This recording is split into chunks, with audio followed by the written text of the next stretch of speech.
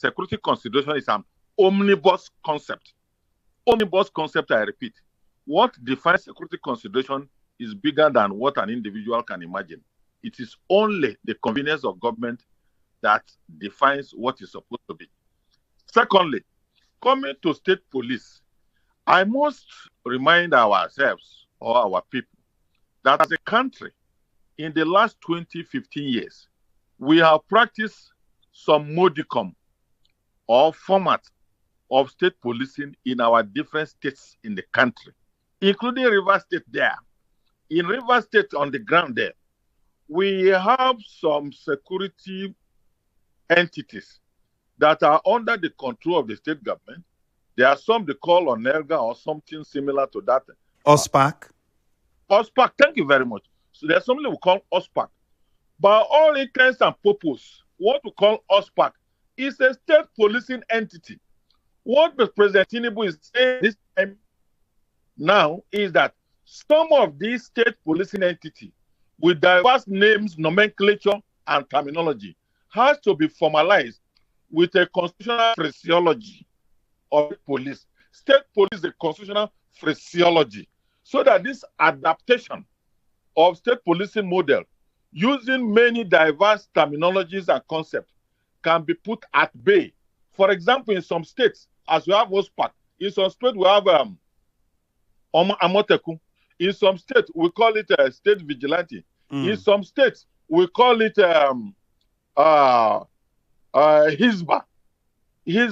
That is security entities that tend to enforce religious law. All of them fall within the parameter of state policing.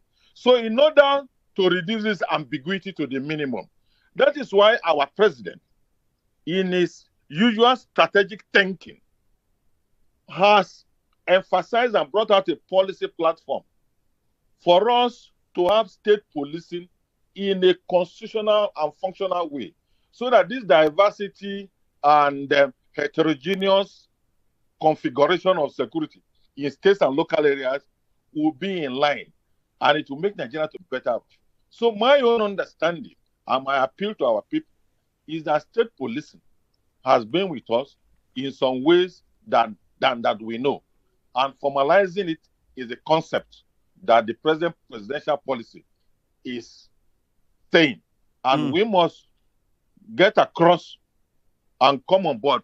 In any case, these arrangements, in my thinking, cannot bring a weak federal security apparatus. That's a major concern for people. So how can we establish it in a way where the center is relevant? We are using this channel, we are using this platform to educate ourselves with respect to the operability of this concept.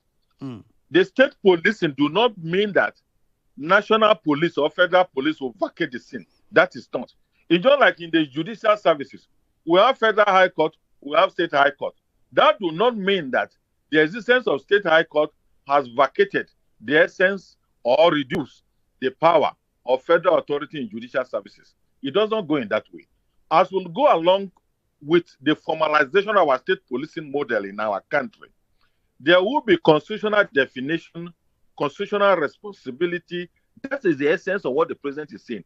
Well, let us have state police in a formalized way, whereby the duties and responsibility will be outlined, the interoperability of the linkage between state police element and federal police element in the state arena will be defined as well. It's just like in some other federations, like the United States. In the United States, you have the local sheriff, which is the local government police. Then we have the state police, and we still have FBI, which is FBI is the federal or national police in America.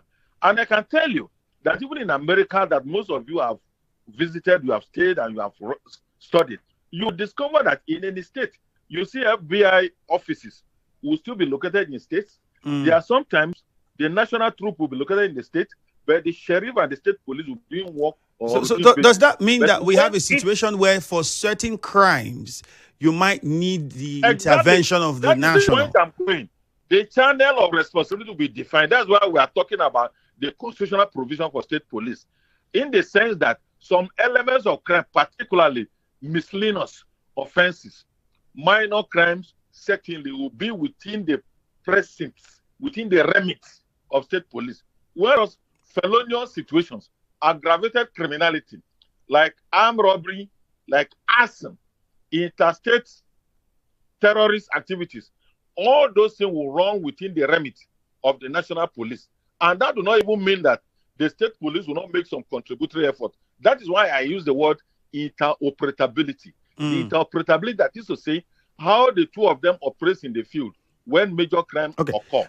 What are the kind of offenses that when they occur, state police will arrest them, they will give to the federal police. For example, in Rivers State now, we are going to have the national police headed by the CP stationed at Moscow Road. There are some situations that will arise later that a state police headquarters that is domiciled at Podium Block will make some arrests. They will still transfer it, or they will draw the attention of the national police or federal police situated at Moscow Road. You will discover later a state police entity operating at Obigbo will have some issues that affect federal law or national concern. After they pin down the suspect, they will draw the attention of the national police.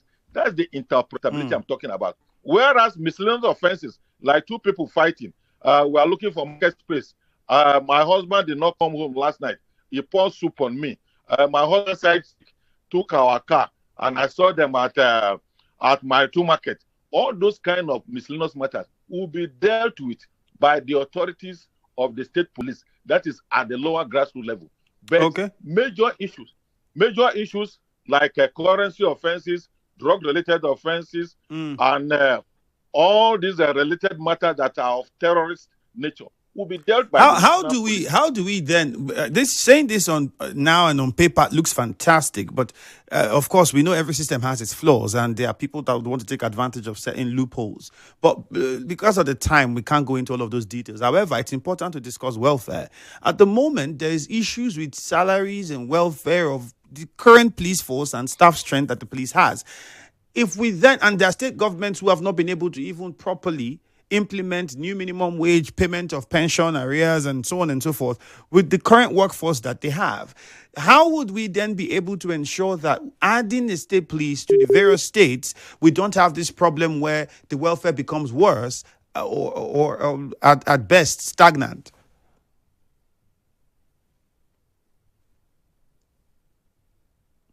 All right, I think we have another network interruption there. This message says, I'm getting it confused and worried why the Assistant Inspector General of Police, Frank Umba, was not chosen, because he's brilliant, he's a well-trained officer, home and abroad. There seemed to be some bias in this appointment. If you had listened to the conversation from the beginning, maybe you would have gotten insight into this. I asked this question, and my guest gave a response as to how it's done. Hello, sir. Yes, glad to have you back. Yeah, thank you. So I was quickly saying, two questions I want to ask. One is the welfare situation. How are we going to manage that? And there's someone here who's asking a question on WhatsApp. Says they don't understand why the Assistant Inspector General, Frank Umba, was not chosen. I want to thank you for that question. Like as I said at the introductory remarks, appointment of Inspector General of Police is at the discretion of the President. Discretion means at your willpower, at your discretion, that is to say, the way you want. The law did not provide a compulsive platform, a compulsive protocol. It did not say so. The law says the appointment of an Assistant Inspector General of Police is at the discretion of the President of the Federal Republic. That is to say, President can this morning appoint even a Commissioner of Police to become an Inspector General of Police. Because what the Constitution provided was that, according to our Constitution, Inspector General of Police must be appointed from among serving senior officers of the police. Our Constitution says serving senior officers of the police. The Constitution did not say appointment has to be made from the most senior DIG. And when the Constitution says the most senior serving officer, at that point, the appointing authority, which is President, has the discretion. That is, he has the free will. He has the authority to pick from anywhere. And we must always be guided. We must operate as a country that we should believe in our authority. That is why they call somebody a president. A president means somebody who is the chief executive of the country, is the political chief executive of the country. There are many decisions the Constitution provides or allow the president to do without consulting anybody or without doing any plebiscite. So I want to, appeal to our people to put this issue of why not, why this aside. When you become the president, exercise your power in the way that your own discretion as an individual directs. So we must consider the same thing. Once somebody is the executive president of a country, we must concede many decisions to him that is the only sole authority. Okay. And it's not illegal. So said our constitution. All right. Thank you. So what before we go, what about the welfare for state police? I mean, you've explained it, how it would work, but the welfare is a question. For the establishment, that is what I'm saying. When the constitution, when it becomes enacted in the constitution now, that state can run their police, it is not a compulsive provision. It is not going to be a compulsive provision. That is to say, each state, according to your security needs, and of course, according to your resources, you may establish state police. The constitution is not going to be compulsive. It's not going to make it mandatory that every state should have their own police. The constitution is going to state clearly that a state may establish their own state police on the following doctrine. That is, and they will outline it. So it is not something that is going to have a universal or national enablement. Some states, of course, who are unable to provide basic things may not go into security management. As I speak to you, there are many states that are not running state vigilante or any modicum of security agencies. They rely solely on the national police. And so be it. And that's the beauty of federalism. So those who are unable to afford it, certainly nobody's going to compel them to run state police. Be rest assured of that. All right. And we are alive in this country. And as this issue progresses, we will be willing and ready to throw more light. Because Nigeria is our country and security, we are security stakeholder. We must be involved in this conversation.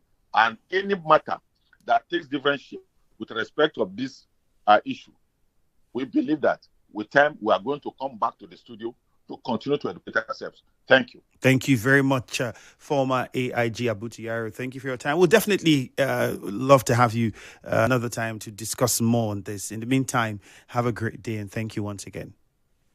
Thank you. It's my pleasure. Thank you for having me. All right. There you have it. This message says the new IGP of police, Tunji Disu, should hold fast to his integrity, let him remain apolitical and professional, then respect human rights and rule of law. Elder Joel sent in that one from Degama. Another person here says Kayode Egbetekun was forced to resign. Thank God Ability sent in that message. This one says, by the patterns of Tinubu and Buhari's appointments, I think it's tribalistic. It negates inclusiveness, competency. It is obvious that they are actually the ones dividing Nigeria more and more. Obi sent in that one. That's how much we can take. Good morning. I have to go for a quick commercial now. Hello, Port Harcourt follows up immediately. Good morning.